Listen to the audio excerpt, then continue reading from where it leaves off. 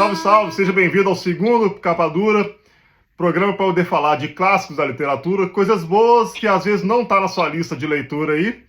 E hoje vamos falar de um livro que esse excelentíssimo senhor aí me indicou, esse autor, e aí não deu outra, li uns 5, 6 livros seguidos dele. Eu sou Felipe de Freitas e aqui sempre comigo... Augusto, feliz por falar de Ivan Turgenev. Cara, e rapidinho, como que você encontrou esse autor aí? Como é que é? Como você encontrou esse autor aí? Cara, é uma boa pergunta, porque tem tempo. Eu vou te ser sincero, não lembro exatamente, mas a gente sempre começa assim, literatura russa. O que a gente sabe de literatura russa? Dostoiévski, Tolstói. Acho que em algum momento eu fui lendo isso, aí eu vi indicações, eu ouvi falar desse tal desse Turgenev. Eu falei, mas quem que é esse cara? Aí fiquei curioso, falei, vou procurar um livro dele. E ainda bem que eu fiz isso, né? É nada mais do que um dos três da Santa Trindade da literatura russa, né? Com Tolstói e Dostoiévski, Turgenev também, muito influente aí. E que, assim, chega até a ser injusto, né? Porque se alguém fez a literatura russa, primeiramente, ganhar o mundo foi o Ivan Turgenev, né? Foi o primeiro autor publicado, né, traduzido na Europa, foi o Turgenev.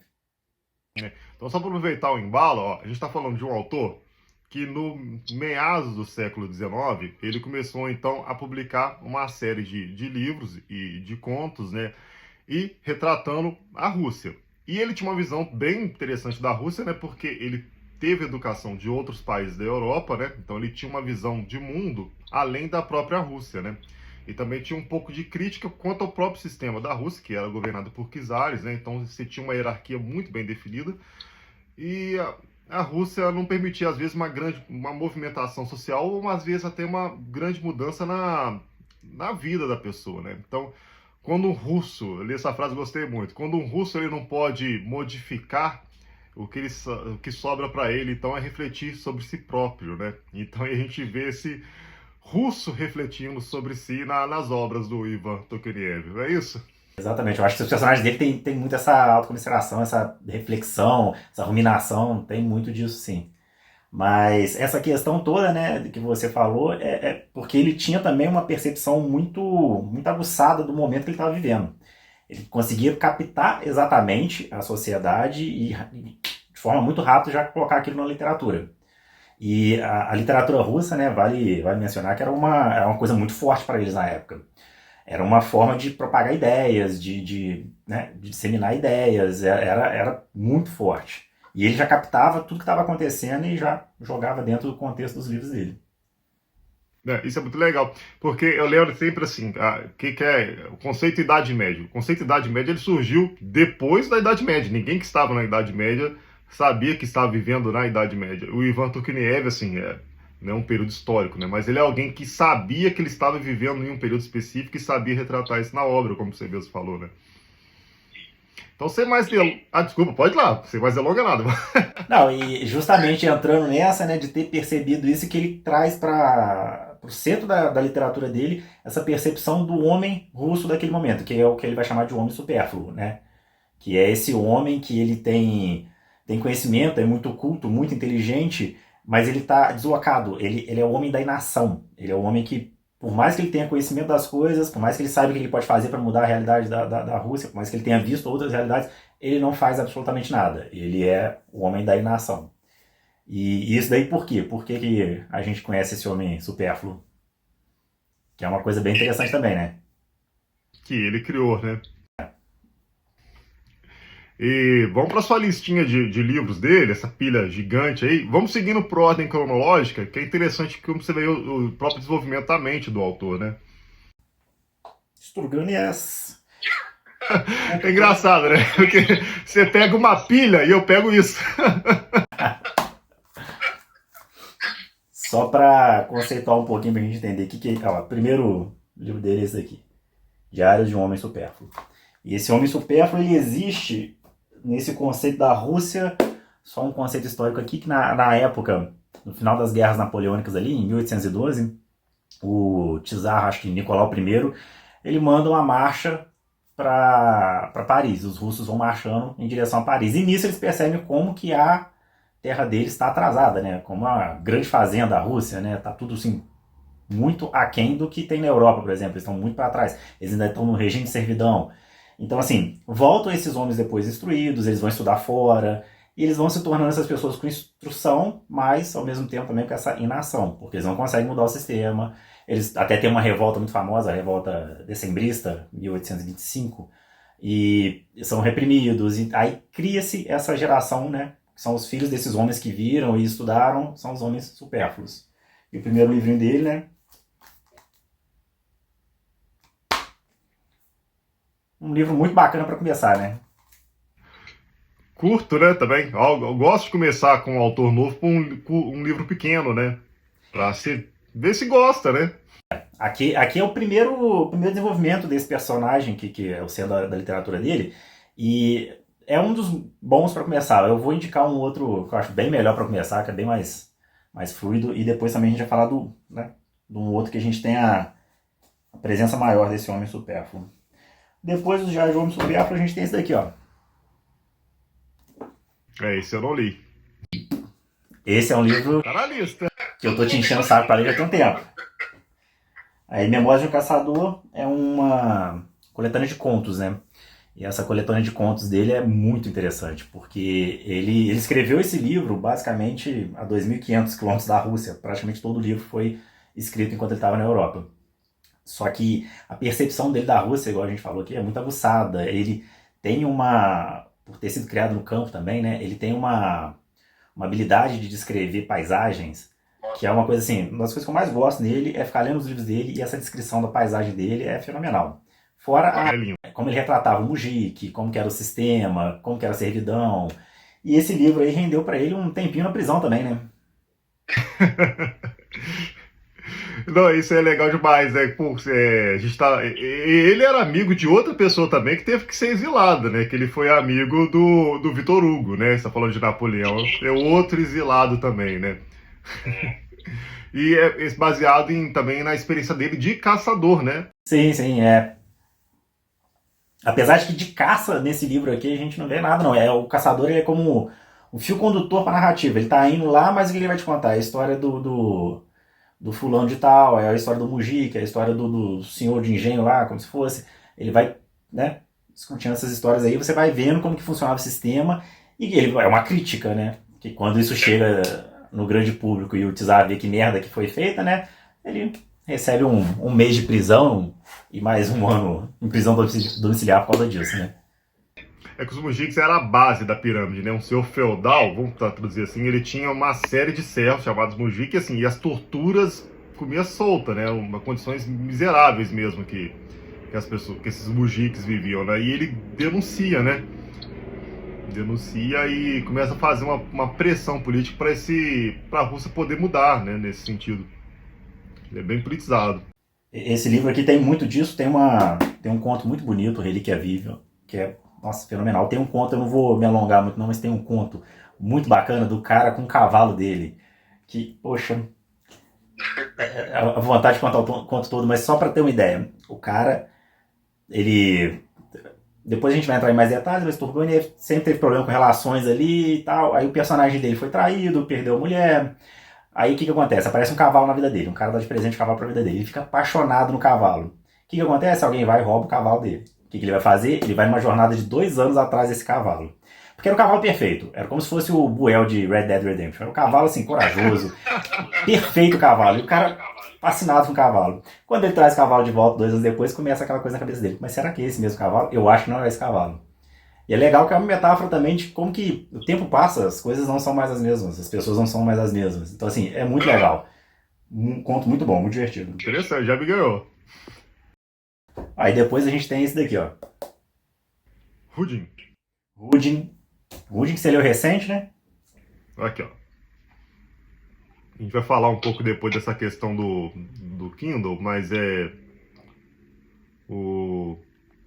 muitas das obras dele estão disponíveis lá. Bem facinho, até por isso é outra coisa legal de indicar. É um escritor bem acessível hoje em dia. Esse aqui também é incrível. Nossa, gostei demais, gostei demais. Que personagens complexos, né? Uma coisa acho que é muito do Russo mesmo. O Russo ele consegue aprofundar muito na questão da mente do personagem, né? Seja o Dostoiévski, seja o Ivan Turgenev, o psicológico do personagem ele vai sendo desenvolvido ao longo do texto e você vai conhecendo assim minúcias da forma de pensar, né? E o Ruge, nossa, ele é muito interessante a mente dele, né? Essa pessoa com muita instrução, muito conhecimento que chega lá no lugar e encanta todo mundo com a conversa dele. E no final das contas ele, né, não faz nada, não consegue fazer nada, nem mesmo na questão afetiva. Uhum.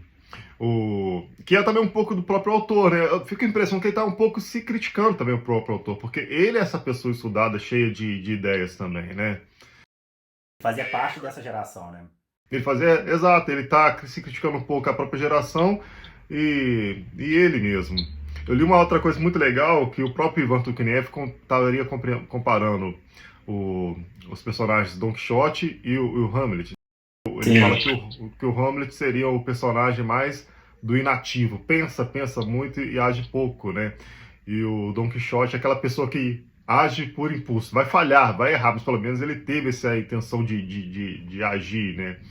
E ele considera esses dois tipos de pensamento, assim, dois tipos de linha para o povo russo também. Ótimo livro também para começar, né? Outro livro curto, assim, e denso, mas não denso que é difícil a leitura, né? Novamente, volto que a descrição da paisagem, nossa, é tudo tão, assim, dissolve na boca a leitura. O Turgenev, ele tem essa coisa, talvez seja o russo mais fácil de ler, né? Porque ele tem muita influência ocidental, então assim, não é um livro entroncado, difícil, é uma leitura fácil, uma narrativa tranquila, é muito bom, muito fácil de ler. Nossa, concordo total. Você vai pegar um Dostoiévski e um Turgenev, tem muita diferença. É a Rússia, os nomes difíceis de sempre, né? Você vai só no final do livro guardar o nome do personagem. Ah, os irmãos Karamazov. 880 páginas para ler esse mês. Tô doido pra reler esse daí vale a pena, tá? Esse é bom. Ó, depois do Rudin, a gente tem lançado aqui o Asel. Nossa, isso aí foi o primeiro que eu li. Esse daqui eu acho que é o melhor dele para começar, porque tem um pouco dessa questão, né, da literatura dele do homem supérfluo, e entra toda essa narrativa, essa descrição, que eu, né, sou suspeito para falar aqui, mas... História bonitinha, né? Tem 3 jovens ali, né? O protagonista e um casal de irmãos, né? E aí o protagonista vai se apaixonar pela irmã, né? Num ambiente bem campestre, e aí você vai ter aqueles jovens estudiosos, cheios de ideias, né? Falando da juventude, né? Não, muito, muito bonito. E o final é aquela coisa, né? Ele tem alguns contos dele chegam a ser, eu falei de Hamlet, né? Chega a ser meio que shakespeariano, né? Meio tragédia, tragicômico. Não vai ser todos, mas ele. Até a própria forma dele de encarar o amor é uma forma muito realista, bonita e ao mesmo tempo realista, né? E não é. Às vezes você não vai ter aquele finalzinho de filme de amor, né? Apesar de às vezes ser o tema da obra, né? O Turgenev, eu já li bastante coisa dele, eu acho que não tem nenhum final romântico, assim, ideal de filmes que a gente está acostumado. Mas ele tem essa noção muito bonita de amor, até porque ele tem uma questão da própria história, né? Que é bem bacana, que ele se apaixonou por uma mulher só e viveu apaixonado por ela o tempo todo. Não, mas conta isso direito, que às vezes assim parece que é simples e bonito, né? Apaixonou por uma mulher é mais do que isso, né? Tem mais aí por trás. Ele se apaixonou por uma mulher casada e apesar de ter tido relação com acho que uma costureira da mãe dele, ele chegou a ter uma filha, mas com essa mulher ele viveu até o final da vida, né? Ele vivia como amigo do marido dela, eles tinham todo um entendimento ali, e ele era apaixonado por essa mulher. Era uma cantora, né? Uma cantora, né? Então tem aquele amor proibido, né? Ela é uma mulher mais velha que ele, casada, né? E esse amor proibido e complexo vai ser. Ele sabe escrever sobre isso, né? Como acho que é o próximo que vai puxar aí, que é Primeiro Amor. Antes do Primeiro Amor, a gente teve esse daqui que eu li recentemente. Ninho de Fidalgos. Esse daqui, ele é uma novelinha, não é tão conhecido assim, mas é muito bacana, E eu acho que dos livros dele é o único que tem uma estrutura ali que tem até plot twist. Chega um momento do livro ali que eu tava lendo, me sentia assistindo uma novela, cara, que de repente aconteceu um negócio e você tá curioso pra saber, fulano morreu, fulano voltou à vida e você tá lá tentando entender a história.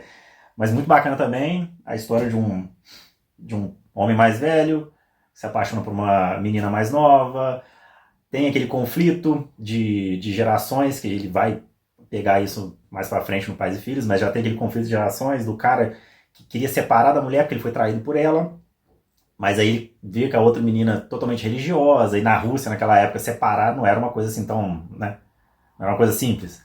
E ele, no final das contas, vai seguindo de acordo com o que segue o homem supérfluo dele sempre. Ele vai pegar, vai se resignar, vai pegar e vai seguindo. É um livro muito bom, muito bom. Você lê assim, uma Isso sentada. eu vi nas suas postagens. Realmente, você devorou o livro, né? Não, eu tava segurando pra ler ele mais devagar porque eu tava gostando muito. Mas a história é muito boa, personagens muito bons. Aí depois desse que a gente tem O Primeiro Amor. Que é um livro muito bonito, né? Ele tem o estilo de escrita, às vezes, me parece muito parecido com a Ásia, assim. Uma ambientação, claro, a ambientação é aquela Rússia agrária, né? Mas é como até porque o tema volta a ser muito romântico o tema, né? Então o tom do livro é muito parecido, né? E é um livro também, O Primeiro Amor.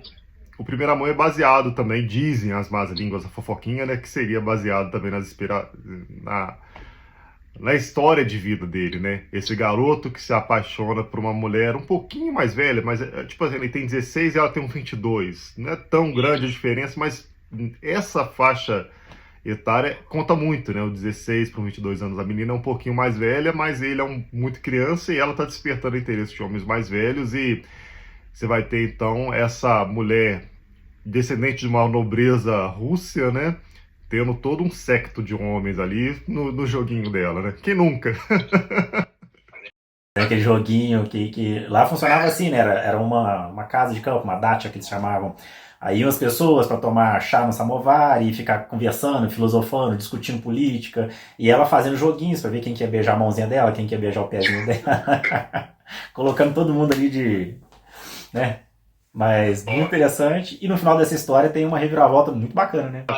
Se for baseado em fatos. Vai até o final, quem estiver lendo, porque olha, a reviravolta, contando com fatos que isso é inspirado em, dizem as fofocas, em fatos reais, vai deixar muita gente aí de queixo caído.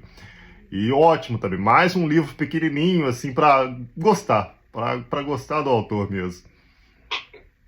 Depois a gente tem o que talvez seja a obra dele mais conhecida, né? Pais e Filhos. Pais e Filhos. Esse aí já é um pouquinho grandinho. Não um absurdo, assim, mas comparado com os outros, ele vai ter um pouquinho mais de páginas, né?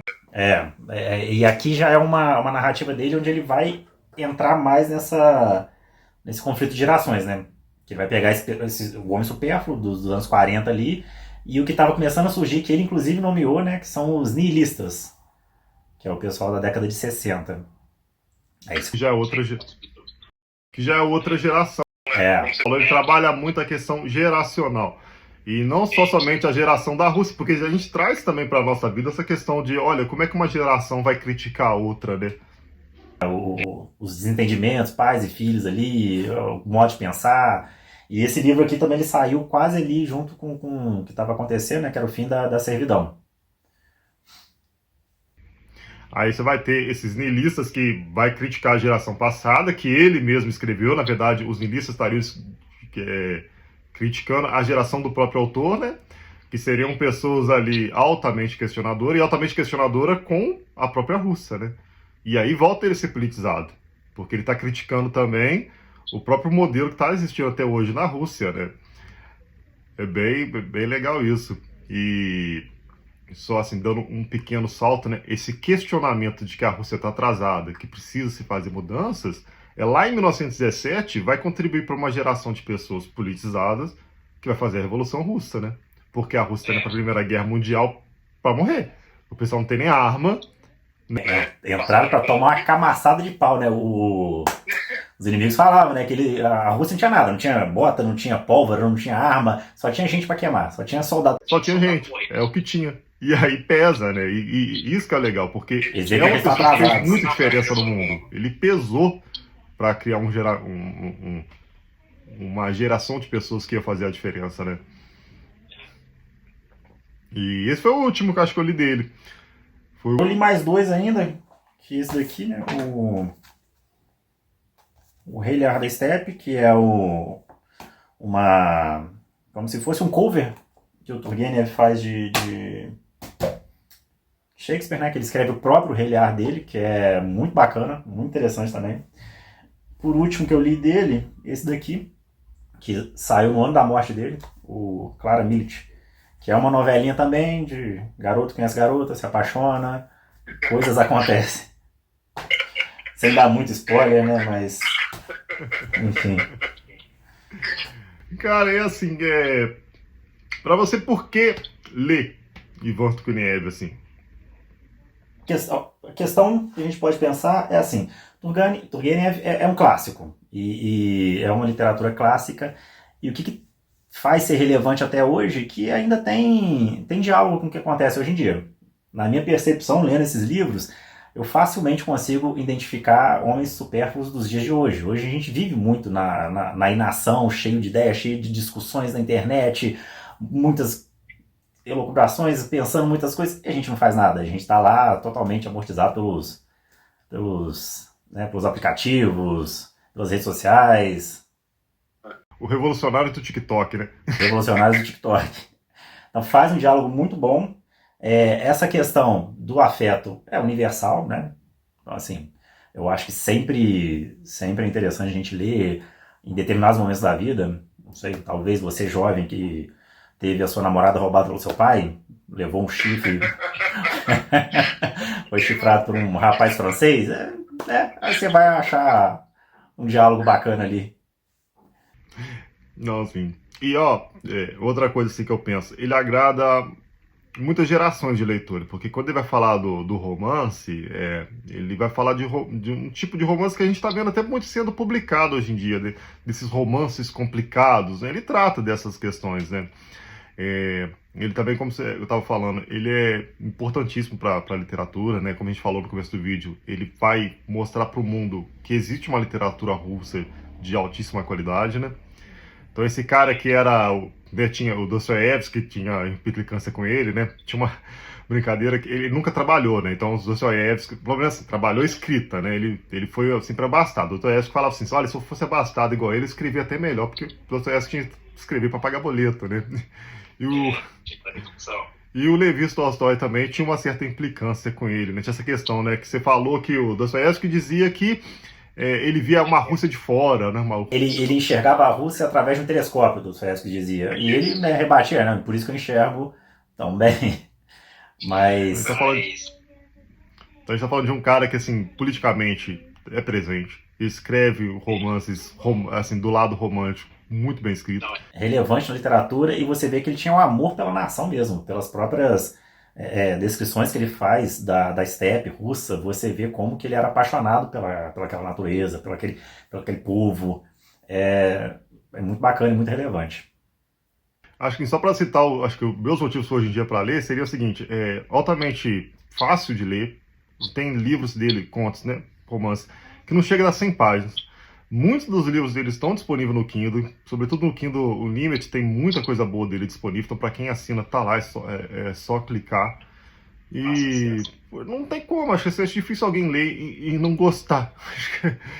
Por mais que você não queira entender o contexto histórico do homem supérfluo, dessas revoltas da Rússia, da servidão, ainda assim você vai ver boas histórias com bons personagens. Porque uma coisa bacana também do Turgenev é que ele falava que ele não conseguia escrever personagens que não fossem baseados na realidade. O Hemingway puxa um pouco isso dele. Ele escrevia personagens baseados. Então, assim, tudo que ele traz é muito de acordo com o que ele vivia, sabia. E as descrições dele, é muito bacana que Flaubert, né, falou uma vez que as descrições do Turgenev, as descrições dele pensam.